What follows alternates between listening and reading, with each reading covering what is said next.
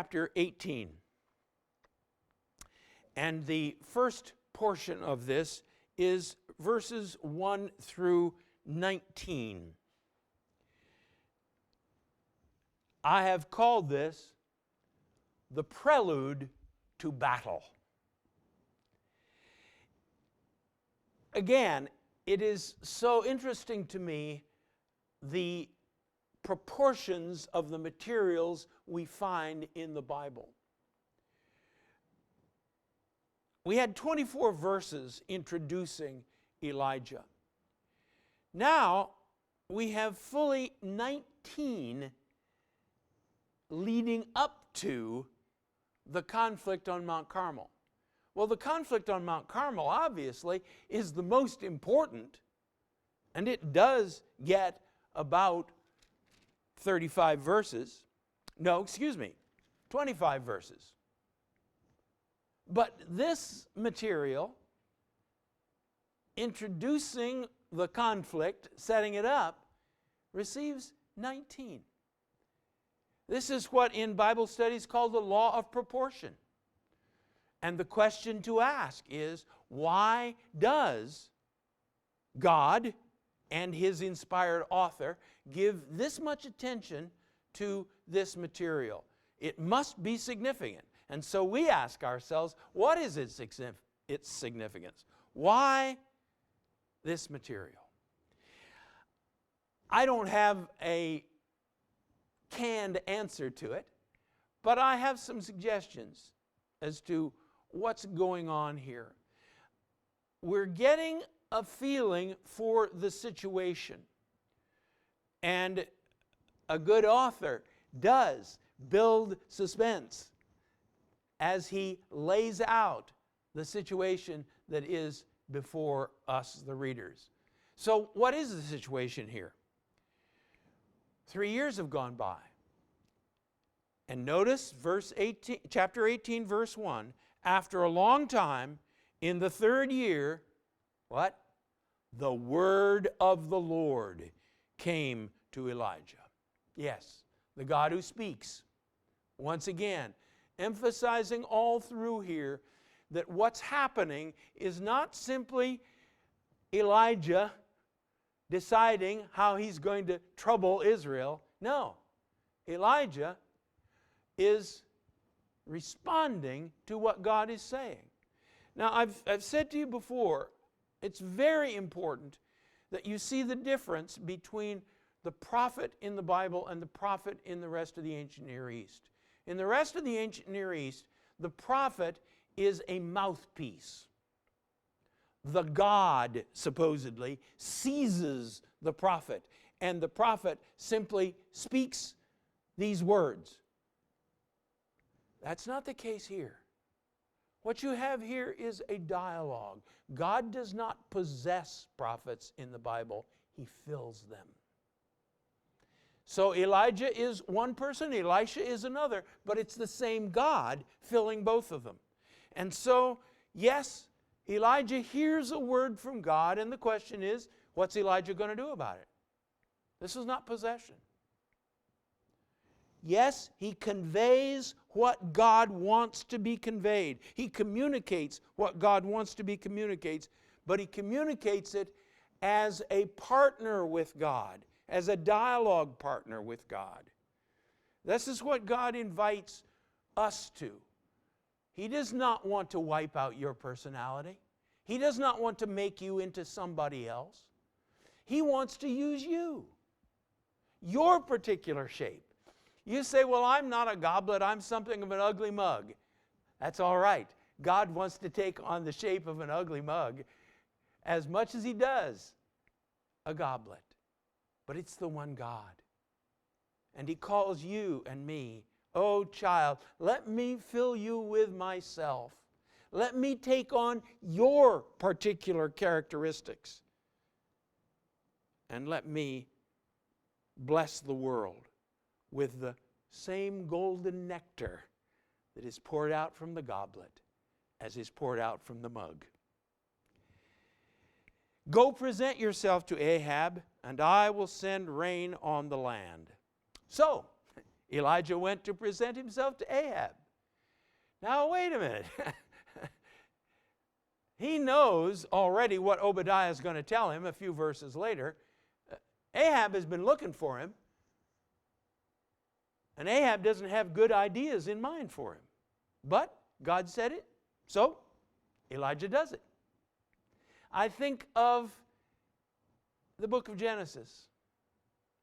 Abraham said, "Take your son, your only son, Isaac, whom you love, and sacrifice him." So Abraham rose early, and now I've often wondered what went on in the night between God's command and Abraham's response. I think it was a long, sleepless night. But that's not the issue. The issue is he did it. So here. Now, it's interesting, again, talking about this law of proportion. Elijah went to present himself to Ahab. Okay, let's go right over then to chapter 18, verse 16. Ahab went to meet Elijah. When he saw Elijah, he said, "What's going on with the rest of these verses?" Once again, we're getting a picture here, number one, of the seriousness of this drought. Ahab and Obadiah, who is, I'm virtually certain, the prime minister of the country.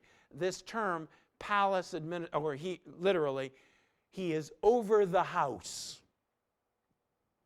NIV translates that as palace administrator. Well, that could be right. But when I see these persons who carry this title, I see people with a lot more responsibility than just managing the palace. So, if I get to heaven and God says, "No, it was palace administrator," I will say, "Yes, sir." But I think he's prime minister. Here's the king going one direction and the prime minister going another direction just to find a little grass. Because looks like the cattle are already dead. We got to somehow keep the horses and mules alive. Why? Because they're the battle instruments. Mules to haul the material, to haul the supplies, to pull the various wagons, horses for the chariots. If these die, we're helpless before our enemies. This is a very, very serious situation. Then, I think the other thing is to introduce Obadiah.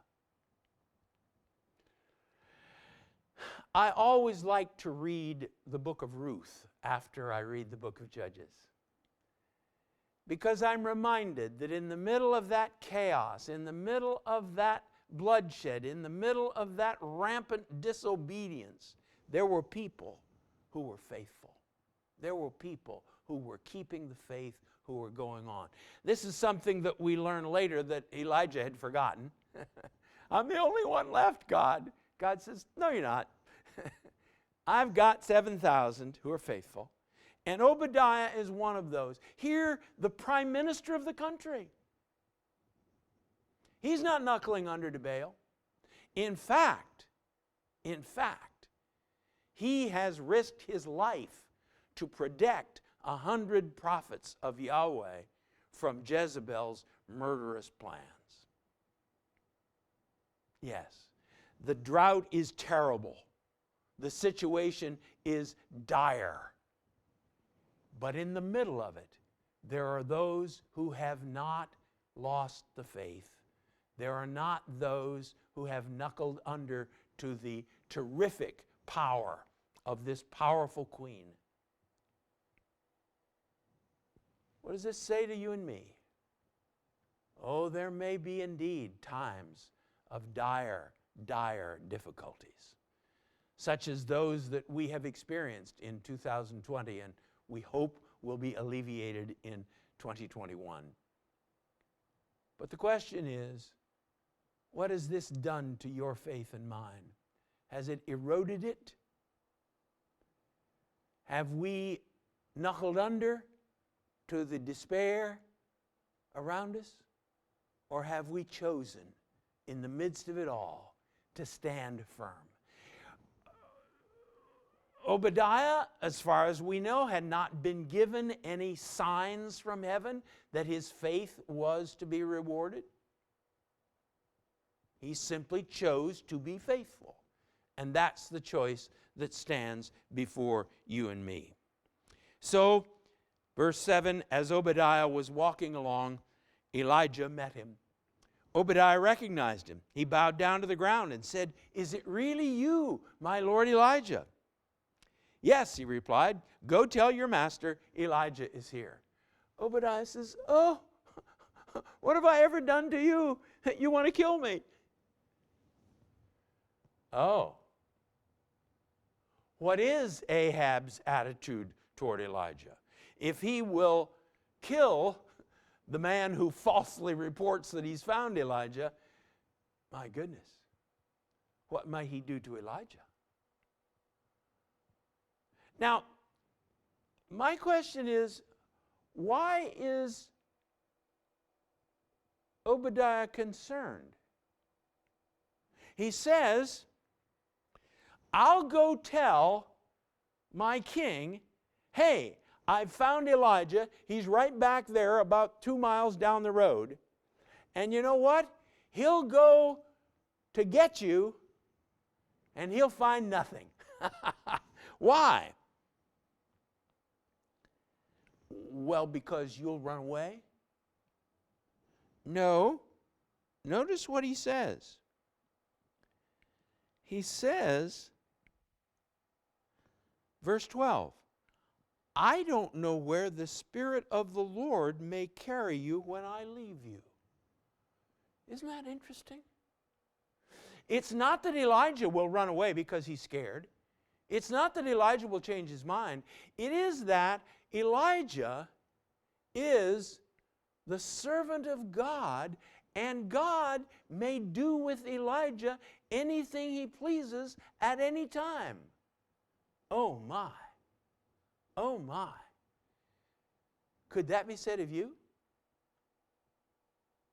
Just don't know where she's going to be next, because God has absolute control of her life, and he can do anything he wants to with her anytime.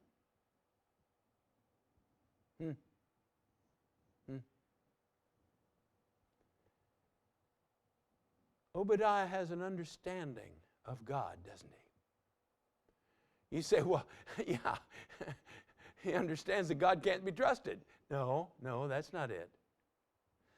What he understands is, although God is perfectly consistent,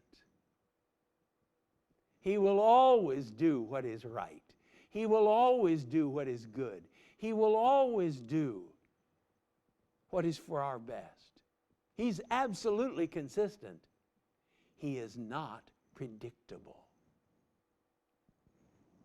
We want a predictable God. Yep, this is the way he did it yesterday. This is the way he's going to do it today. So that we don't have to live in an atmosphere of wonder and possibility and opportunity. You see, I've said it to you before, God has a very low boredom level. He says, oh, I already did it that way. Let's do it this way this time. He is, write this down, he is absolutely consistent, but he is never predictable. Put God in a box, and you know one thing: you are very shortly going to have a broken box. And Obadiah knows that. The famine is dreadful. Elijah is absolutely obedient. There are people who have not given over their faith. Ahab is dangerous. He's looked for you in every country around here. And when people have said, well, he's not here, he's made them swear that they didn't know where you were. And Elijah says, as Yahweh of heaven's armies lives, whom I serve, I will surely present myself to Ahab today. He's taken an oath in the name of God. May God strike me dead if I don't keep this promise. And so Obadiah went. So we've had the prelude to battle. And we turn now to the battle itself and the central question, who is God?